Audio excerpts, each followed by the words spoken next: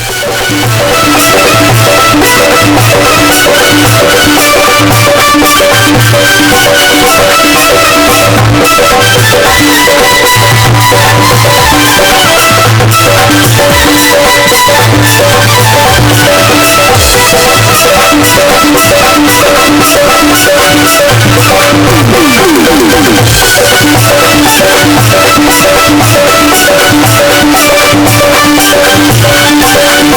right back.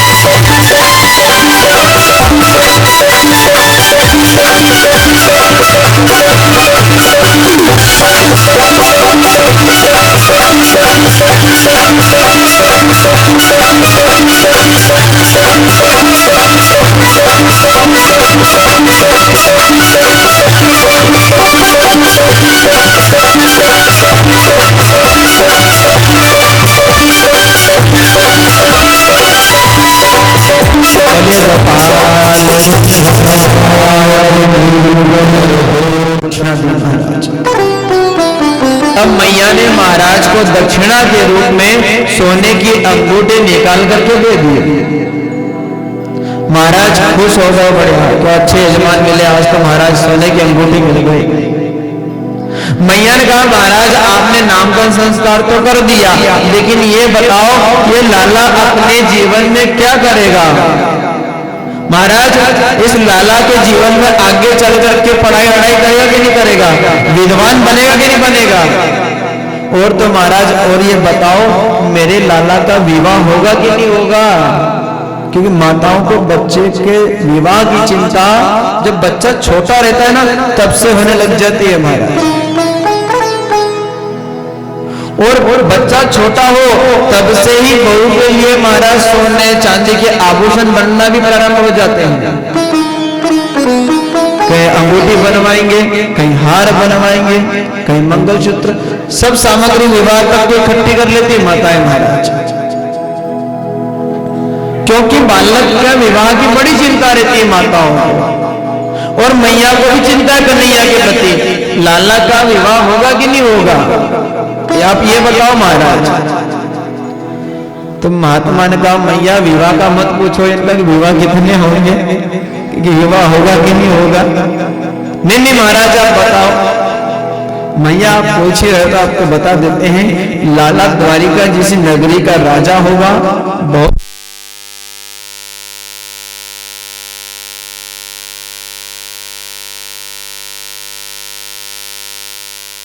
महाराज कि मैया ने कहा कि महाराज आपकी बुद्धि सटिया गई क्या? क्या कहा महाराज? 16,108 विवाह, क्या बात कर रहे हो महाराज?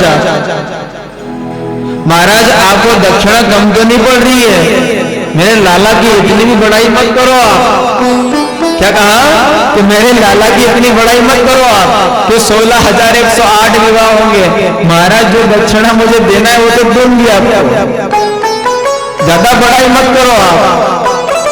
तब गर्गाचार्य जी ने कहा मैया आपका लाला जो है ना वह त्रिलोकी का राजा होगा, द्वारिका का राजा होगा। और मैया 16,108 जो विवाह है नहीं, बोले कि हाँ ये कोई साधारण विवाह नहीं है, ये सब देव योग से होंगे महाराज। मैया ने कहा ठीक रहने दो महाराज, बस हो गया, अब मुझे भविष्य नहीं पूछना है, आपने नामकरण संस्कार कर दिया, यहाँ तक ठीक है। उसी समय वसुदेव जी के यहाँ पर जो है बड़ा भाग्य की वर्णन करते हैं गर्गाचार्य जी की, वाह वसुदेव, वाह देव जी, तुमने कृष्ण को, लाला को तुम्हारे अवतार तो लिया है, लेकिन इनका भाग्य तुम्हारा है, लेकिन परम भाग्य है यशोदा और नंद बाबा जिन्होंने कन्हैया का द्वारिका श्री कृष्ण श्री परमपिता परमात्मा की सेवा करी है, उनको अपने हाथों से सेवा करी है महाराज। और आज कन्हैया जो है ना नंद बाबा के महल में बड़ा उधम मचा रहे थे महाराज। उधम मचाते मचाते कहते हैं कि नंद बाबा यमुना जी में स्नान करने गए और स्नान करके वहां से जल लेकर के आए।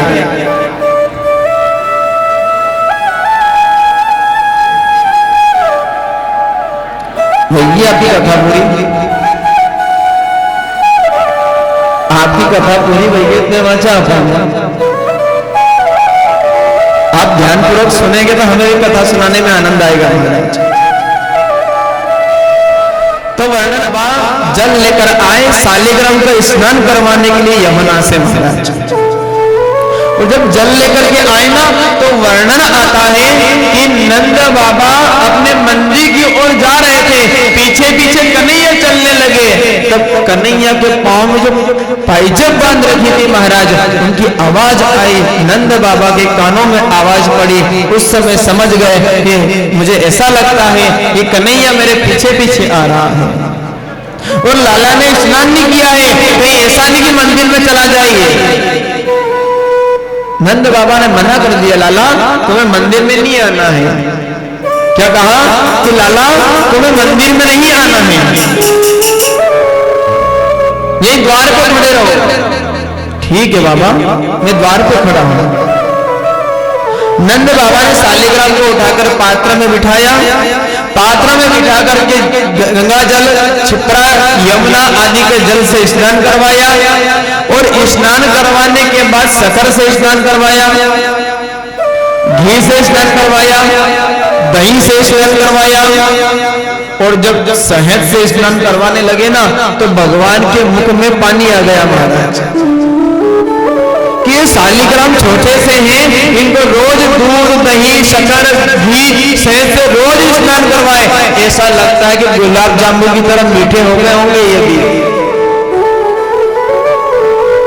और महाराज सुंदर श्रृंगार करके सामने नंद बाबा ने बिठा दिया, आंखें बंद करके माला जप रहे थे। और जब माला जप रहे थे उस समय कन्हैया जो है धीरे धीरे जो है पूजन घर में प्रवेश करके और सिंहासन पर जो शालिग्राम बैठे थे उनको हाथ से उठा करके अपने मुख में रख लिया। जैसे ही मुख में रखा शालिग्राम को, कुछ क्षणों के पश्चात कहते हैं महाराज कि नंद बाबा की माला पूरी हो गई और नंद बाबा ने जैसे ही सामने देखा सिंहासन पर शालिग्राम जी गायब हैं। कहां चले गए मेरे शालिग्राम? बाईं हाथ की ओर देखा, कोई नहीं था। जब सीधे हाथ की ओर देखा महाराज श्रीमान जी बैठे हैं।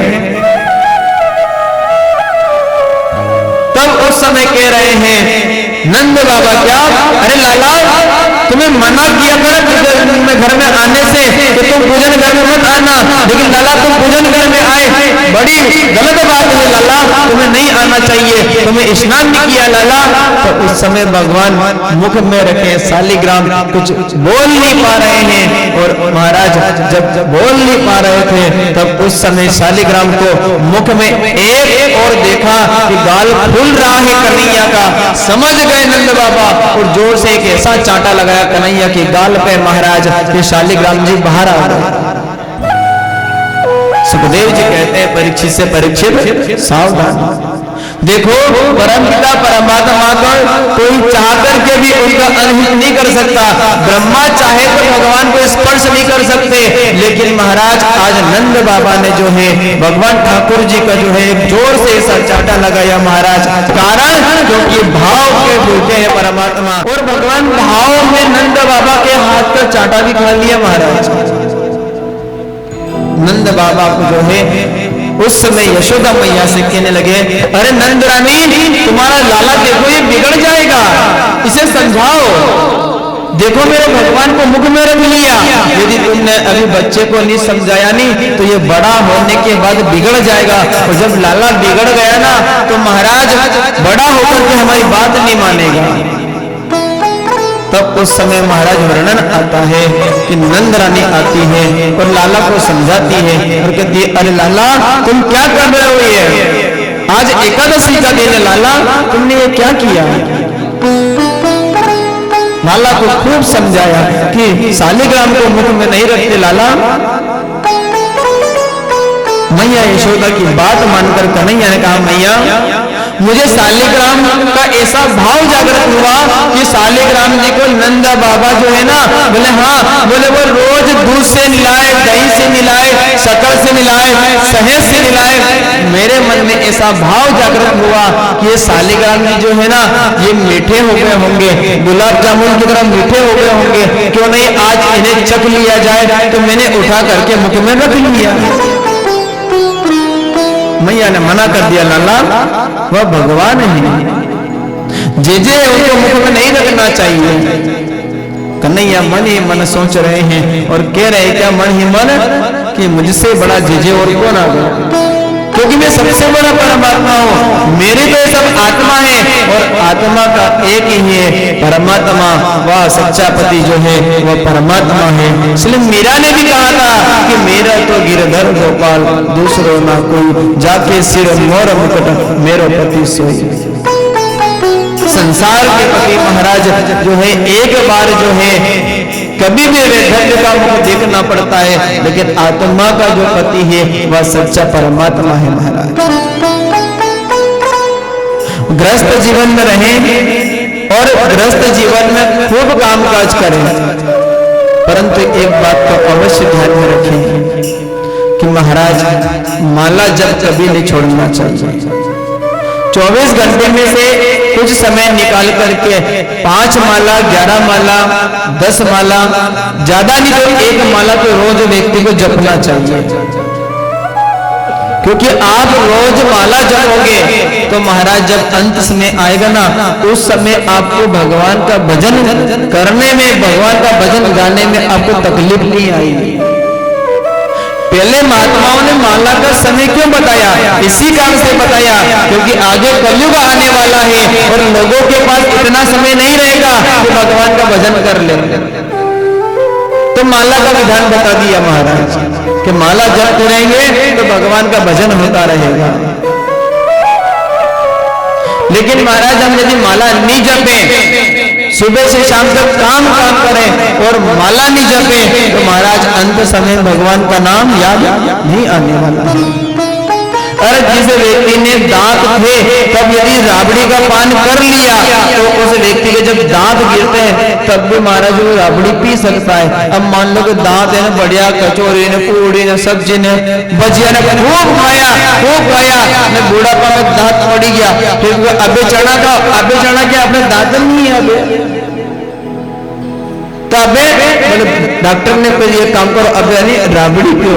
डॉक्टर साहब राबड़ी तो मैंने कभी पी नहीं, हमारा गला के नीचे ही उतरे, तबे पीनी पड़ेगा आपको। तो कहने का भाव यही है कि भगवान का भजन महाराज जब अंत समय आए ना, उस समय याद आ जाए, इसलिए माला हमेशा एक जपना चाहिए। और ध्यान रखना जीवन में एक गुरु भी बनाना महाराज, बिना गुरु से जीवन जो है व्यर्थ है महाराज। और गुरु बना लिया ऐसे नहीं कि सिर्फ गुरु बना लिया और बस हम जो है घर का कार्य करने में व्यस्त हो गए। जो गुरु ने मंत्र दिया है उस मंत्र को कुछ समय निकाल करके जपना भी सही महाराज। तो बहुत सारे ऐसे नुगरे लोग हैं कि भगवान के गुरुदेव के माध्यम से मंत्र तो ले लिया है परंतु इस मंत्र का जप नहीं कर रहे। कहने का भाव क्या है? मंत्र लिया है परंतु मंत्र लेने के बाद भी नुगरे हैं, कारण क्योंकि उन्होंने जपा नहीं है। जपोगे तो महाराज गुरु मंत्र सार्थक होगा, आप नहीं जपोगे तो मंत्र लेकर के बैठ जाओगे महाराज के नहीं जपो तो महाराज आप चाहे भले कितनी भी अच्छी दुकान खोल करके बैठ जाए, जब तक दुकान की शटर नहीं खोलोगे तब तक ग्राहक आपके घर पे नहीं आएगा, दुकान पे नहीं आएगा महाराज। आप सोचोगे मैं शटर लगा दूं, ताला लगा दूं, मैं ग्राहक आ जाए, मैं सामान लेकर चले जाए, ऐसा नहीं होगा महाराज।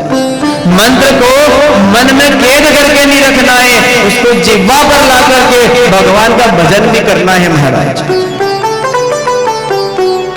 तब वर्णन आता है कि महाराज नंद बाबा ने कन्हैया को समझाया और शालिग्राम जी को स्नान करवाकर विराजमान किया और मैया ने कहा कि लाला अब तुम्हें ऐसा काम नहीं करना चाहिए। तब मैया ने सुंदर श्रृंगार किया और भगवान ठाकुर जी गोप वालों के साथ में गैया चराने जाते हैं और गोप वालों की बाजार में जाकर उनके घर पे जाकर के मटकियां फोड़ते महाराज और मटकियों से माखन लेकर भगवान स्वयं खा लेते हैं। और जितने भी गोपाल है ना उन सब के यहाँ से थोड़ी थोड़ी मटकी में माखन खाते, भगवान खुद भी खाते, साथ में गोप वालों को भी खिलाते महाराज, साथ ही साथ बंदर को भी भगवान माखन खिलाते हैं। अब आप भगवान का जो है यहाँ एक नाम पड़ गया, क्या? बाल विद्या चोर मंडल के अध्यक्ष कौन है? कृष्ण। अब भगवान का नाम चोर रख दिया। भगवान ने कहा कि देखो लोग रणछोड़ भी कहते हैं, चितचोर भी कहते हैं, ठीक है गोपियों तुमने भी चोर नाम भी ले लिया, ये नाम भी शिरोधार्य है। और आपको एक बात कहें, आप कभी ये मन में मत रखना कि भगवान ने भी चोरी करी है, भगवान ने चोरी करी, हम भी तो बहुत चोरी कर ले, कोई बड़ी बात नहीं है। भगवान ने कभी चोरी नहीं करी है महाराज। आप सोचोगे भगवान ने मांग गई हम खा लें, तो भगवान ने लीलाएं करी है महाराज। और कहते हैं कि जब गोप वालों के पास माखन होता था ना, ये माखन सब ले जा करके गोपवाल कंस को कर के रूप में दिया थे महाराज, कंस को।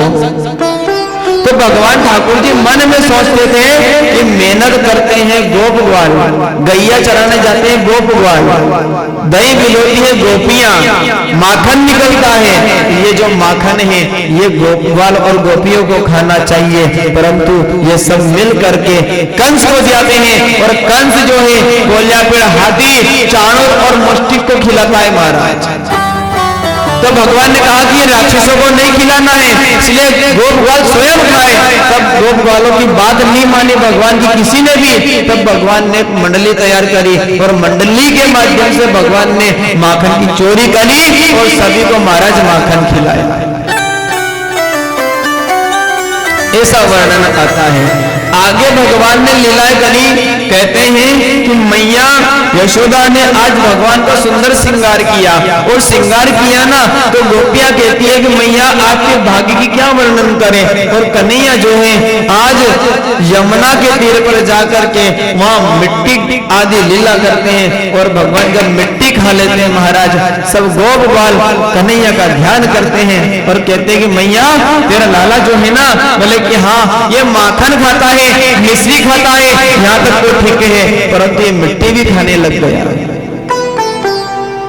बलदाऊ भैया ने कहा हाँ मैया ये मिट्टी खाता है। कन्हैया धीरे से बलदाऊ भैया के पास पहुंचे और कहा कि कहूं मैं मैया से कि आप भांग का गोला भी खाते हो, भांग खाते कहूं? तब उस समय बलदाऊ भैया ने कहा यदि मैया से मैं कहूंगा कि इसने मिट्टी खाई है तो इसको तो मार बाद में पड़ेगी, और कन्हैया ने कह दिया कि भांग खाता हूं तो महाराज मुझे मार पहले पड़ जाएगी। तब बलदाऊ भैया ने अपना नियम चेंज कर लिया, कहा कि मैया मुझे पता नहीं है, मैंने देखा नहीं है, परंतु ये गोपवाल कह रहे तो मैं कहने लग गया इनके साथ में। तब मैया ने कहा नहीं लाला मैं इनकी बात किसी की नहीं मानूंगी, एक काम कर तेरा मुख खोल कर दिखा। और जैसे ही कन्हैया ने मुख खोल कर दिखाया, कहते हैं कि मुख के अंदर आकाश, पाताल, तलातल, महातल, रसातल, अश्विनी, भरणी, कृतिका, रोहिणी, 27 नक्षत्र, 9 ग्रह देवता और पृथ्वी, आकाश, समस्त तीर्थों के दर्शन मैया यशोदा को कन्हैया ने अपने मुख में ही करवा दिए महाराज। जितने भी तीर्थ थे सभी तीर्थों के जो दर्शन थे कन्हैया ने अपने मुख में करवा दिए महाराज, क्योंकि भगवान ठाकुर जी को पता था कि मैं 11 वर्ष 56 दिन के पश्चात जो है यहां से मथुरा चला जाऊंगा और नंद बाबा और यशोदा मैया को तीर्थों के दर्शन नहीं करवा पाऊंगा महाराज। और बालक का नियम होता है कि माता पिता को तीर्थों के दर्शन करवाए महाराज, ये नियम होता है कि माता पिता को तीर्थों के दर्शन करवाए। लेकिन कन्हैया ने कहा कि मैं दर्शन नहीं करवा पाऊंगा, क्या करूं यहीं पे दर्शन करवा दो। उस समय मैया को अपने मुख में ही सभी तीर्थों के दर्शन करवा दिए थे महाराज। तब वर्णन आता है कि भगवान ठाकुर ने उस समय तीर्थों के दर्शन करवाए। लेकिन आज आप और हम कोई तीर्थ जाते हैं ना, तो तीर्थ जाते हैं तो वहां तीर्थ जाने का तरीका अलग होता है महाराज। पहले जाते थे तीर्थ में तो भगवान का भजन करते और जहाँ जैसी व्यवस्था मिल जाती थी ऐसी व्यवस्था में रह करके भगवान का भजन करते और तीर्थ में जाकर के भगवान का भजन करते, दान पुण्य करते। परंतु अब तीर्थ में जाए नहीं महाराज तो शक्कर पारान, बजियान, पूड़ी सब पिला से बांधी के ले जाए। और पत्नी ने कहा पति देवता एक काम करो आप भी चलो नहीं, हाँ एक काम करो, 2 को टिकट बुक कराई दी है, 9,000 घरा दिया है, 9,000 मारा दिया है, 18,000 दिया है। एक काम करी भजिया जैसा बनाया नहीं, बोला हाँ इस बांधने में ले क्यों नाश्ता भी लिखी हो, 9,000 में एक टाइम नाश्ता भी देगा, अभी बांधने में मिल ले देखो आप। ठीक है महाराज, रख लिया, ले जाने लगे। तब पत्नी ने कहा महाराज आप चले जाओ मैं नहीं जाऊं, मैं जाऊंगा तो छोरा कौन ध्यान रखेगा, यहाँ कौन रहेगा घर में, भैंस दूध दे के नहीं दे, हमारा अखबार है ने। आप बोलो तो यहाँ रुकी जाओ, तो मत रुको यहाँ चल चल, क्यों 9,000 दिया है, अब 9,000 का मामला बसीगा साहब, तीर्थ नहीं जाए, छोरा चोरी याद आई जाए महाराज, भैंस याद आई रही है। तीरथ भी गए, तीरथ जाने के पश्चात वहां भी गए महाराज, तो पैदल नहीं चले, वहां भी गदड़ा के ऊपर बैठे गए तीरथ। क्या पैसा वाला 500 रुपये नहीं बन जाएगा, तो क्या पैदल नहीं चलो। महाराज कहते हैं घर यानी पाप की भूमि, तीरथ आने पुण्य की भूमि, जब पाप की भूमि से पुण्य की भूमि की ओर जाओ उस समय भगवान का भजन करना और पैदल पैदल चल करके पसीने में तरम तर हो जाए। उस समय पूछने वाले ने कहा क्या तुम्हारे शरीर से पसीना निकले? पसीना नहीं निकले, ये पसीने के माध्यम से पाप निकल कर जा रहा है। लेकिन महाराज वहां जाते हैं बिल्कुल खच्चर के ऊपर बैठे महाराज, बताओ। और वहां से आए नहीं, तीर्थ यात्रा करने में कुछ मेहमान मिलने वाले भी आते हैं कि चलो तीर्थ यात्रा गए थे तो कुछ सुधर करके आए होंगे, समझ करके आए होंगे, अब सुधर गए होंगे, भगवान का भजन करते होंगे।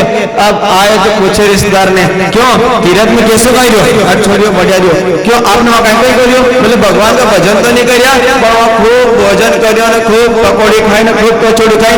मेरे गाँव वाला मरी गया तो उनकी रिश्तेदारी कर ली ने, राखी था तो भैया उस समय ये बात बोली, रिश्तेदार ने कह दिया अभी सूझो नहीं है, तीर्थ भी गए तो रिश्तेदारी करी ना हो महाराज। मतलब वहां तीर्थ गया तो भगवान का भजन क्यों किया, राखी दादा कर लिया। और तो और महाराज रिश्तेदार ने कहा कि ठीक है तो क्यों आप सबका छोड़ी ना अय्या तीर्थ में, तो आपने भगवान का भजन भी छोड़ दिया? वहां भगवान का भजन तो करना था। मतलब कि भगवान का भजन भी नहीं छोड़े मैंने, और तीर्थ में एक संकल्प करना है कहीं। मतलब कब छोड़ दियो मैंने? अभी कहीं छोड़ दियो? कब छोड़ दिया? वाटकी में चाय पीने। तो क्यों बोले आदमी कब छोड़ दिया? बोले हाँ कपड़ छोड़ियो, कहीं छोड़ियो? हाँ वो नहीं छोड़ियो। और कहीं छोड़ियो? बोले प्याज भी छोड़ दिया। अच्छा प्याज छोड़ दिया? बोले हाँ प्याज छोड़ियो, कहीं छोड़ियो? प्याज नहीं छोड़ियो, प्याज कहीं छोड़ियो? तो कहने का भाव क्या है महाराज? तीर्थ जाए तो मन में ये भाव लेकर के जाए कि तीर्थ जाए तो हम भगवान का भजन करें, वहां पुण्य आदि करें, सत्कर्म करें। लेकिन महाराज तीर्थ जाने का जो समय है, जो हमारा जो भाव बन गया, अब ये भाव नहीं होना चाहिए। तीर्थ में तो वहां गंगा जी का स्नान करना चाहिए, लेकिन लोग तीर्थ जाए नहीं गंगा जी का स्नान नहीं करे महाराज। गंगा जी का स्नान नहीं करेगा, वो गंगा जी जाएगा स्नान नहीं करेगा, और गंगा जी जाए बाद में स्नान नहीं करना, बाथरूम में जाए बाथरूम में स्नान करेगा। बताओ आप महाराज, मतलब गंगा जी गया बाथरूम में स्नान करने आया तो धिक्कार है महाराज ऐसे जीवन से। तो जीते जी गंगा जी गए महाराज स्नान करके नहीं आए, और मरने के बाद बोलो कि बाकी अब थोड़े बहुत 2-4 फूल लाइन जा रहा गंगा जी नवा छोड़ांगा बाकी अब मुक्ति मिली जाएगा। जिंदे जी तो नहीं आए महाराज, हमारे अब ना आएगा। तो कहने का भाव क्या है महाराज? गंगा जी यदि जाए तो वहां स्नान करके अवश्य आए महाराज। यदि गंगा जी जाए तो भगवान का भजन करते हुए जाए। तब इस वर्णन आता है कि नंद बाबा जो है उनके भाग्य की सराहना कर रहे हैं, और भगवान ठाकुर जी ने यमुना जी में जो है यह लीला करी, और मैया यशोदा को कहा कि मैया आपने जो मुख में जो दर्शन किया ना, ये सब जो है ये तो कोई लीला होगी। मैया ने कहा नहीं लाला तो पुनः मुख खोल करके दिखा। भगवान ने योग माया को आदेश दिया कि माँ ने जितने भी दर्शन किए हैं, जितना भी दर्श देखा है मुख में, वह सब लुप्त हो जाए, माँ भूल जाए। तब योग माया के माध्यम से मैया उस सब योग को भूल गई, और मैया ने कहा लाला तूने माखन खाया, मिश्री खाई, यहाँ तक जो ठीक था, आज तूने माटी भी खाई रे। मैया ने मना कर दिया, नहीं मैया मैंने माखन नहीं खाया है, मिश्री भी खाई है, परंतु मैया मिट्टी नहीं खाई है। तो कहना क्या खाया तूने? बोले कि मैया मैंने ब्रज की रज खाई है। क्या खाई है? ब्रज की रज खाई है। तब सब गोपवाल हाथ जोड़ रहे हैं और कह रहे हैं कि मैया तेरे भाग्य की हम क्या वर्णन करें, और कह रहे हैं जुग जुग जीवेरी यशोदा मैया तेरो ललना, जुग जुग जीवेरी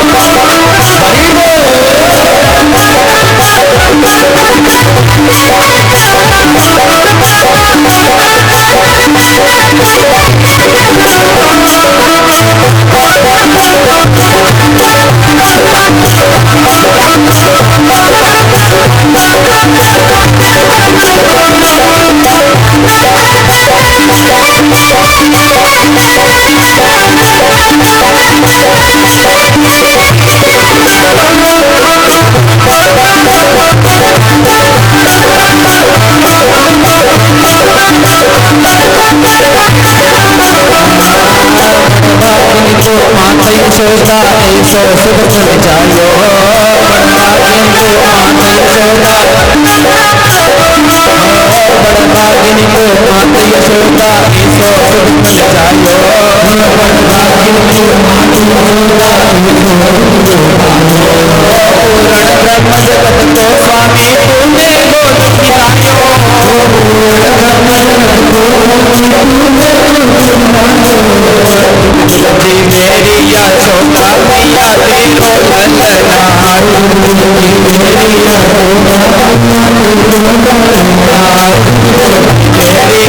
मेरी यशोदा मैया तेरो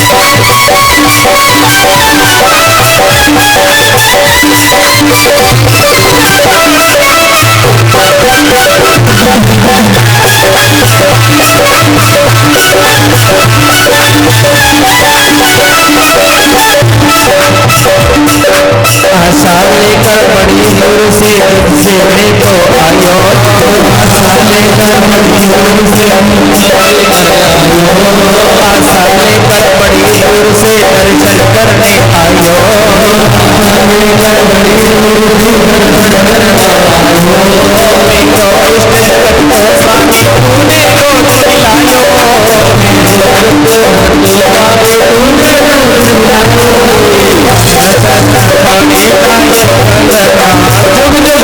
मेरी यशोदा मैया तेरो ललना, मेरी यशोदा मैया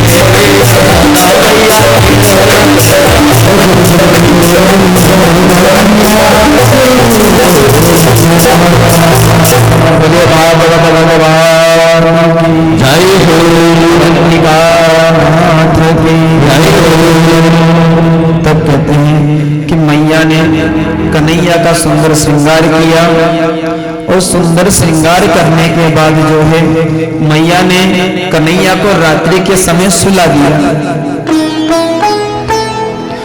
कन्हैया को रात्रि के समय सुला दिया।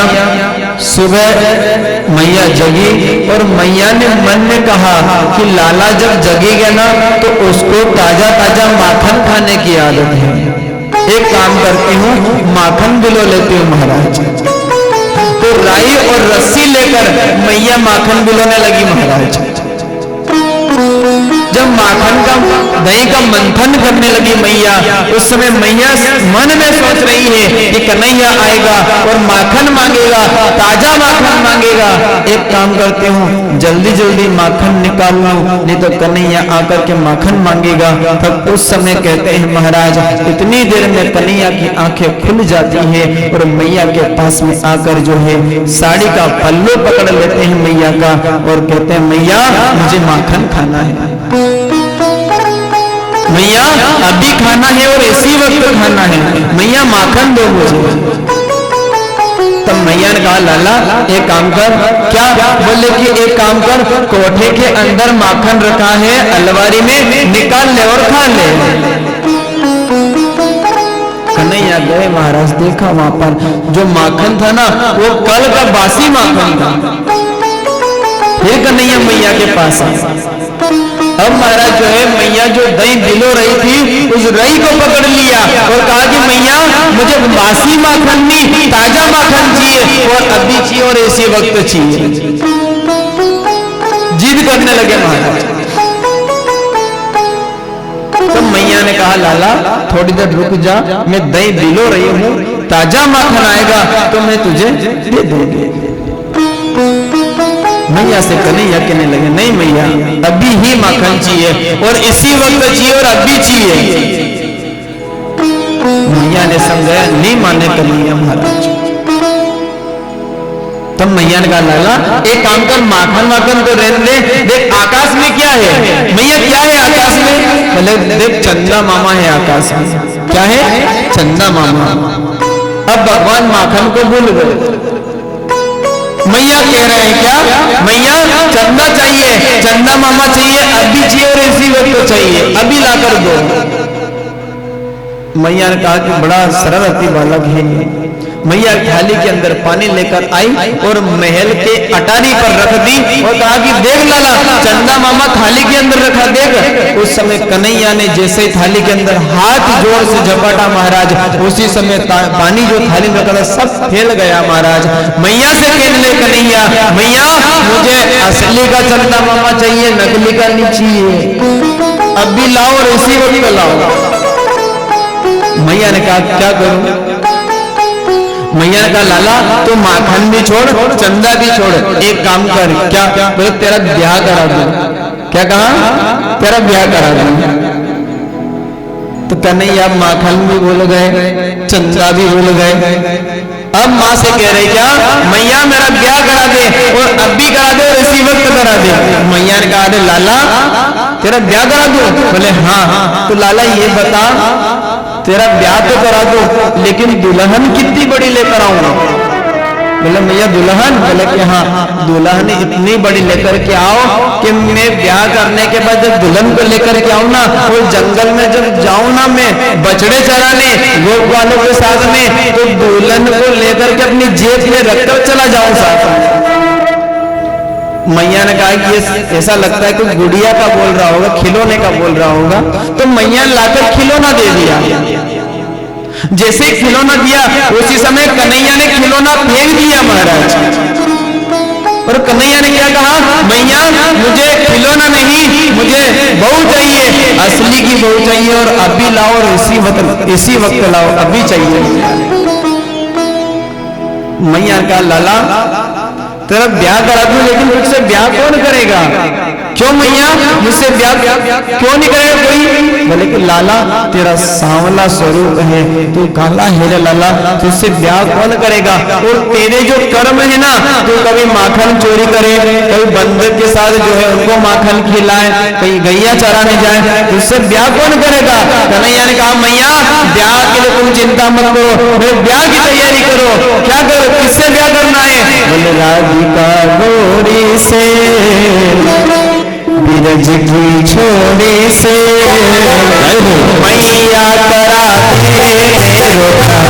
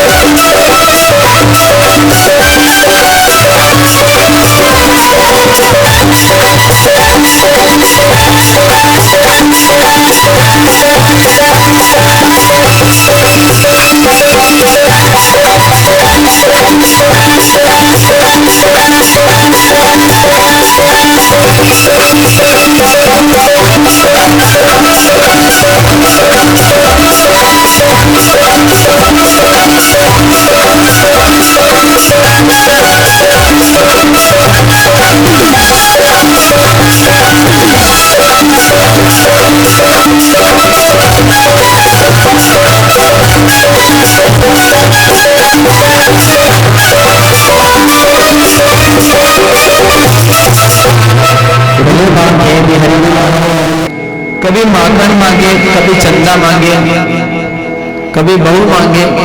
लाला बड़ा शरारती है रे। नंद बाबा सही कहते थे कि यशोदा तुम लाला को समझाओ, यदि तुमने बचपन में लाला को नहीं समझाया नहीं तो ये बड़ा होकर के जो है बड़ा शरारती हो जाएगा। और ध्यान रखना महाराज, बच्चे की जो समझाने की जो उम्र है, जो शिक्षा देने की जो उम्र है, वो 16 वर्ष तक की है महाराज। शास्त्रों में भी कहा है कि लाल पंच वर्षाणी 10 वर्षाणी ताड़े प्राप्ते तो 16 वर्ष पुत्र मित्र रदाचार्य। लाल पंच वर्षाणी 5 वर्ष तक बच्चे खूब लाड़ प्यार करते, खूब दुनिया के सब वैभव है। और बच्चा जब 5 वर्ष से 16 वर्ष तक का हो महाराज, तो उस बच्चे को सुंदर शिक्षा दो महाराज। उसे सुंदर शिक्षा दो कि बेटा घर में गीता का पाठ कर, रामायण का पाठ कर। क्यों? क्योंकि गीता पाठ करने से, रामायण जी का पाठ करने से महाराज आत्म शुद्धि होती है, आत्म ज्ञान होता है। बेटा एक काम कर, बचपन में महाराज कार्बन कॉपी के रूप में बच्चे अपने जीवन में उतारते हैं। आपने बच्चे से सुबह उठते से कह दिया बेटा एक काम कर, जा रे पेंट की जेब में 100 रुपये पड़िया है और दुकान पे जाजे 50 रुपए की विमल लिया जाए, न 10 रुपए की सिगरेट लिया जाए, बाकी तुम्हारा चॉकलेट लिया जाए। बताओ, बच्चे को आपने सिगरेट और पाउच लेने पहुंचा दिया तो महाराज कोई बड़ी बात नहीं है, आपने वहां पहुंचाया तो ठीक है, लेकिन बच्चा चॉकलेट लेकर नहीं आएगा, वहां से सुपारी लेकर के आएगा। और जिस दिन बच्चा सुपारी लेकर के आए, समझ लेना ये बिगड़ना प्रारंभ हो गया है। क्योंकि सुपारी से ही महाराज बिगड़ना प्रारंभ होता है व्यक्ति का। सुपारी खाएगा, थोड़े दिन बाद जो है महाराज जर्दा खाने लग जाएगा, फिर पाउच खाने लग जाएगा, और धीरे धीरे महाराज जो है वह बच्चा इतना बिगड़ जाएगा कि महाराज फिर जो है शराब पीने लगेगा, मांस भक्षण करने लगेगा, और आप फिर उसे रोक नहीं पाओगे। आप 16 वर्ष के बाद बोलो कि बेटा तू मान जा, समझ जा, तो नहीं समझेगा महाराज। क्यों? क्योंकि महाराज ये 16 वर्ष के बाद जो है बच्चे को फिर बच्चा मत समझो, बेटे को फिर मित्र जैसा व्यवहार करो महाराज। आदमी ब्राह्मण ने भी धुंधुकारी को 16 वर्ष का हो गया तब तक नहीं समझाया, और 16 वर्ष के बाद की बेटा समझ जा, मेरे स्वर्ग जैसे घर को तूने नरक का अड्डा बना दिया है। कहीं जगह शराब की बोतल पड़ी है, कहीं मांस के टुकड़े पड़े हैं। बेटा मेरा घर स्वर्ग था, जहाँ तुलसी का बिरवा था, जहाँ चरणामृत ली जाती थी। बेटा तूने मेरे स्वर्ग जैसे घर को नरक का अड्डा बना दिया है। तो धुंधुकारी ने कहा पिताजी आप बूढ़े हो गए हो, वृद्ध हो गए हो, तुम्हारी बुद्धि सटिया गई है, तुम चुपचाप बैठे रहो। यदि तुम्हारी अब तक तो मैंने सम्मान खत्म किया था, प्रतिष्ठा खत्म करी थी, अब तक तुम्हारा कमाया हुआ धन खत्म किया है, अब आगे ज्यादा बोले तो तुम्हारा बुढ़ापा भी खत्म कर दूंगा। बताओ महाराज, कहने का भाव यह है कि बच्चे को बचपन से ही सुंदर शिक्षा दे महाराज। यही महाराज ठाकुर जी जो है, भगवान कान्हा जी जो है मैया यशोदा को प्रणाम करते हैं। मैया से कहते हैं मैया मुझे आपने ब्याह नहीं कराया, मैया ना माखन दिया ना आपने चंदा मामा दिया। तब मैया ने बड़े प्यार से लाड़ दुलार करके कन्हैया को गोद में लिया मैया ने, और कन्हैया को मान जो है दुग्ध पान कराने लगी। तब वर्णन आता है कि मैया से एक गोपी ने कहा मैया आप लाला को लाड़ कर रहे हो, प्यार कर रही हो, परंतु मैया आपने चूल्हे के ऊपर जो दूध रखा है ना, बोले हाँ वो दूध उबल रहा है, मैया पहले वो दूध नीचे उतार दो। उसी समय मैया जो है कन्हैया को अपनी गोद से नीचे उतारती है और कहती है सुबह से परेशान कर रहा है, कभी चंदा मांगे, कभी माखन मांगे, कभी बहू मांगे, परेशान कर दिया गोपी। और उसी समय मैया गोद से नीचे उतार करके जब दूध उतारने गई मैया, तो कन्हैया जो है क्रोध में आ गए महाराज, और क्रोध में आग बबूला हो गए और कह रहे हैं क्या, बोले कि थोड़े से दूध के लिए मैया ने गोद से नीचे उतार दिया। और एक पत्थर लिया महाराज हाथ में, और जो मटकी दही भिगो रही थी मैया, उस मटकी के ऊपर पत्थर की मार दी। और जैसे ही महाराज मटकी के ऊपर मैया ने दृश्य देखा, कन्हैया ने मटकी फोड़ दी है। तब महाराज जो है कन्हैया सोच रहे कि मैया को पता तो चल गया है, अब मैया मारेगी, क्या करूं। तो उस समय कन्हैया झूठे के आंसू बहाने लगे महाराज। झूठे के आंसू कैसे, दोनों हाथ मुख में रखा, थोड़ा नीर लिया और आंखों में लगा लिया महाराज। कन्हैया ने मुख से नीर लेकर आंखों पे लगाया और झूठे के रोने लगे महाराज। जब कन्हैया झूठे के रोने लगे तो वर्णन आता है कि मैया समझ गई ये झूठे के रो रहा है, और उसी से मैया ने हाथ में छड़ी लेकर चांदी की और कन्हैया को मारने दौड़ी। अरे लाला तू शरणार्थी हो गया है, तूने मटकी फोड़ दी है लाला, तूने दादी पर दादी के समय की मटकी फोड़ी है। तब कन्हैया भागने लगे, मैया पीछे पीछे। तब कन्हैया ने कहा मैया आप थक गई हो, आप रुक जाओ। मैया ने कहा लाला तू मेरे हाथ में आ। मैया ने कहा, तब कन्हैया कहते हैं मैया आप मुझे मारोगे। मैया ने कहा तुझे मारूंगी नहीं, तेरी पूजा करूंगी, तो थोड़ा हाथ में तो आ। जैसे ही मैया के हाथ में कन्हैया आए और कहा कि मैया मारना नहीं, तब मैया ने जो है कन्हैया को ऊँखल से बांध दिया। मैया अपने घर के कार्य में व्यस्त हुई, और उसी समय कन्हैया ने ऊँखल को अपने चरणों से स्पर्श किया। यमला और अर्जुन नाम के 2 अशोक के वृक्ष थे, उनके पास गए और जाकर के यमला अर्जुन को अशोक के जो है पेड़ जो है उनको जैसे पांव को चरणों का प्रहार हुआ, उसी समय वर्णन आता है कि यमला अर्जुन नाम के जो वृक्ष है वह पृथ्वी पर गिर जाते हैं, और उसके अंदर से जो है 2 देदीप्यमान पुरुष निकलते हैं, और पुरुष जो है भगवान को प्रणाम करते हैं। और उसी समय भगवान से प्रार्थना करते हैं कि भगवान हमने नारद का अपमान किया था, और उस अपमान में नारद हमारे यहाँ आए थे और नारद का सम्मान नहीं किया, सभा में ऐसे ही बैठे रहे जैसे एक पेड़ अपने स्थान पर खड़ा रहता है। उसी समय नारद ने महाराज श्राप दे दिया था कि महाराज जाओ तुम एक पेड़ की तरह यहाँ बैठे हो आसन पर, तुमने संत को देख करके महाराज प्रणाम नहीं किया, जाओ तुम वृक्ष हो जाओ। यमला अर्जुन जो है कुबेर के पुत्र है महाराज, इनने नारद जी को प्रणाम किया, और नारद जी ने कहा कि तुम्हारा जो श्राप दिया है ना, बोले कि हाँ इसको पूरा तो करना पड़ेगा, परंतु इसको सार्थक करने के लिए तुम जाओ गोकुल में और वहां वृक्ष बनकर रहो, जब भगवान ठाकुर जी कृष्ण अवतार लेकर आए तब तुम्हारा उद्धार होगा। और भगवान ने आज यमला और अर्जुन का उद्धार किया। बोले गोपाल कृष्ण भगवान की यमला अर्जुन जो है आकाश मार्ग से, कहते हैं कि यमला अर्जुन जो है दोनों कुबेर के स्थान पर चले गए और उधर भगवान ने गोप ग्वालों के साथ में मिलकर के जंगल में जाते हैं और जंगल में जाकर के एक अघासुर नाम का जो दैत्य है, अजगर का रूप बनाकर पड़ा था, जो कंस का दैत्य था, उसको भी भगवान ने उद्धार किया और ब्रह्मा आदि को आत्मोपदेश दिया। और ब्रह्मा जी को आत्मोपदेश दिया दे करके भगवान ने कहा कि ब्रह्मा तुम्हारे मन में जो अभिमान था उसे दूर किया है। ब्रह्मा कहते हैं भगवान मेरे मन में जो अभिमान आ गया था उसे आपने दूर किया, बड़ी कृपा करी भगवान। और ब्रह्मा जी प्रार्थना कर रहे कि भगवान मैंने अभिमान तो कर लिया है, परंतु एक काम करना, क्या आपके मंदिर के आपके चरणों का दास बना लेना। क्यों? क्योंकि जब समाज में प्रतिष्ठा मिलती है, जब धन संपदा आती है, उस समय व्यक्ति जो है भगवान की सेवा करना बंद कर देता है। महाराज ज्यादा पैसे आ जाए ना तो व्यक्ति को के काम करो मंदिर में झाड़ू निकालो, तो व्यक्ति क्या कहेगा पता आपको? मैं इतना छोटा हूं कि मंदिर में झाड़ू निकालूंगा। अरे हमारा घर झाड़ू निकालो, मंदिर में क्यों? और तो और महाराज कथा पांडाल में दरी जट करूं ऐसा वेज नहीं। कहते हैं महाराज कि संसार में सबसे ज्यादा कोई चीज जा रही तो वो है सेवा।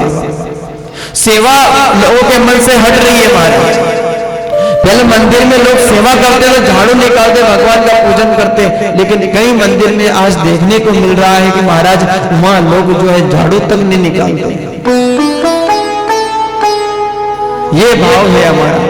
कहते हैं कि सिख धर्म जो है ना, सिख धर्म में इतने पैसे वाले लोग हैं सिख बंधु, परंतु जब गुरुद्वारा जाते हैं तो उस समय गुरुद्वारे में वहां दर्शन करने के बाद जहां चप्पल जूते उतारते हैं वहां स्टैंड पे आकर बैठते हैं, और जो दर्शन करने आते हैं ना उनके जूते चप्पल अपने रुमाल से साफ करते हैं। महाराज इतनी छोटी सेवा लेते हैं वो। और आप अपने को कथा में ये कहते काम करो, आप झाड़ू निकालो तो आप थोड़ी दरी झटकार दो, तो छोटा हूं दरी झटकार दूंगा। ये भाव नहीं होना चाहिए महाराज। भाव ये होना चाहिए कि नवदा भक्ति में से भगवान ने सेवा की भक्ति भी दी है। वो सेवा की भक्ति करने से जो है तन की शुद्धि होती है। श्री संत ने कहा है कि महाराज तन पवित्र सेवा किए, मन पवित्र जो हरि कीर्तन सो, और धन पवित्र कर दान। मन पवित्र होता है भगवान के भजन करने से, तन पवित्र होता है भगवान के यहाँ सेवा करने से, और धन पवित्र होता है दान करने से। महाराज लेकिन ना हम भगवान के यहाँ पूजा करते हैं ना भगवान के यहाँ सेवा करते हैं। महाराज हमारे मन में क्या भाव है? पूजा करूंगा तो लोग कहेंगे देखो भगत बनी रहा है, और तो और महाराज सेवा करूंगा तो लोग कहेंगे इतना छोटा व्यक्ति जो सेवा कर रहा है मंदिर में झाड़ू निकाल रहा है। और महाराज दान व्यक्ति आज देखा जाए तो कुछ लोग जो है दान नहीं देते हैं। और कई कथा होती है, अगर सत्संग होता है कि मंदिर का निर्माण हो तो महाराज लोग दरवाजा लगा करके घर में अपने आप को बंद कर लेते हैं महाराज कि दान लेने आए हैं इनको दान देना पड़ेगा। कहते हैं दान देने से महाराज धन की शुद्धि होती है। और दान नहीं दिया आपने, इकट्ठा कर लिया, इकट्ठा करके जमा कर लिया कि मैं दान कभी नहीं करूं, तो महाराज सावधान ध्यान रखना। एक कुआं है और कुएं में अथाह जल है, और आप सोचो कि जल तो कुएं में खूब है, लेकिन ना मैं खुद पीऊंगा और ना किसी को पीने दूंगा। और आपने एक ढक्कन लाकर लगा दिया उसके ऊपर कि कोई पानी नहीं भरेगा इसके अंदर से। महाराज अब ढक्कन लगा दिया, एक साल भर तक पानी नहीं पिया। व्यक्ति ने सोचा कि चलो रे कुएं के अंदर थोड़ा बहुत पानी पी ले। ढक्कन खोल करके देखा महाराज एक साल भर के बाद वो जो कुआं है उसमें से बदबू आने लग गई। वो जो पानी था वह सड़ गया महाराज, क्योंकि पानी पीने योग्य नहीं बचता महाराज। ठीक इसी प्रकार आपने धन कमाया और धन यदि दान नहीं किया महाराज, तो कहते हैं कि जिस प्रकार से पानी में विकार आ जाते हैं, ठीक इसी प्रकार यदि धन कमा कमा करके इकट्ठा किया है आपने, तो ध्यान रखना उस धन में भी विकार आता है। और जब विकार आता है तो व्यक्ति बीमार होता है, और बीमार होता है ना तो गांव में इलाज करवाता है, और इलाज करवाता है डॉक्टर 100, 200, 500 रुपए लेता है और कहता है महाराज अब हमारे दिन संभलेगा, एक काम करो इनके उज्जैन ले जाओ। उज्जैन जाए, उज्जैन में जाए महाराज, डॉक्टर ने इलाज किया, 2, 5, 10 दिन रखा, 1-2 लाख रुपए ले लिए और क्या एक काम करो इंदौर ले जाओ, अभी अपन भी नहीं संभलेगा महाराज, इंदौर से कहते अहमदाबाद ले जाओ। मतलब जीवन में जितना कमाया था वह वापस पुनः शरीर को ठीक करने के लिए लगा दिया महाराज, परंतु वह पैसा भी अपनी जान नहीं बचा पाया। कहने का भाव क्या है, जितना आप कमाओ उसमें से 10वां भाग दान करो महाराज। लेकिन व्यक्ति जो है कमाता चला जाता है परंतु दान नहीं करता है, और व्यक्ति अहमदाबाद जाने के बाद इतना पैसा लगाने के बाद भी व्यक्ति सुरक्षित नहीं बचता है। और कहते हैं आया था तो जाएगा राजा रंग फकीर, कोई सिंहासन चल चला कोई बंदा चल, जैसा आया था वैसा व्यक्ति चला गया महाराज। पुण्य किया पुण्य साथ में गया, पाप गया किया हो पाप साथ में गया महाराज। तो कहने का भाव यह है कि दान ऐसा नहीं, ये नहीं कि आपसे कि दान आप यहाँ भागवत जी में करोगे और कहा दान ऐसी जगह करो महाराज कि आपका दान लगे। आपके सबके माध्यम से कथा हो रही है, बढ़िया अच्छी बात है। आप सभी ने यहाँ पे सहयोग भी किया समिति का, आप सभी का बहुत बहुत साधुवाद है। परंतु यदि आपको लगे कि हाँ अपने पास पैसे हैं और कोई गांव में गरीब कन्या है, उसका विवाह करना है, उसका पिता सामर्थ्य नहीं है, तो आप उस कन्या का विवाह करवा देना। यदि महाराज आपके पास धन हो तो आपके यहाँ कोई गाय यदि घूम रही हो और उसको इलाज की आवश्यकता है तो महाराज धन दे करके डॉक्टर को बुला करके जो है इलाज करवा देना, गाय की सेवा कर लेना और गौशाला में पैसे लगा देना। जहाँ महाराज लोग भूखे मरते हो वहां दान कर देना। ऐसी जगह दान करना जो आपको उसका फल मिले, ऐसी जगह दान मत करना महाराज। कहीं दान करूंगी जैन ढक्कन खोले न दारू, ऐसी जगह दान भी मत कर जो वो दान लगेगा भी नहीं महाराज। तो कहने का भाव क्या है, ब्रह्मा जी जो है उनको आत्मोपदेश दिया और भगवान ने कहा कि तुम्हारे मन में जो अभिमान था, मेरे गोप वालों को ले गए ब्रह्मलोक को और तुम्हारे मन में अभिमान गया था, उस अभिमान को दूर किया है। और ब्रह्मा जी ने भी प्रार्थना करी कि भगवान क्षमा करो, मैंने अभिमान किया था उससे दूर किया आपने, और भगवान आप प्रार्थना करो कि आपके चरणों का दास बनो। और प्रार्थना कर रहे कह रहे क्या, श्याम तेरे मंदिर में नाचने आयो, श्याम तेरे मंदिर में नाचने आयो, श्याम तेरे मंदिर में नाचने आई, श्याम तेरे मंदिर में नाचत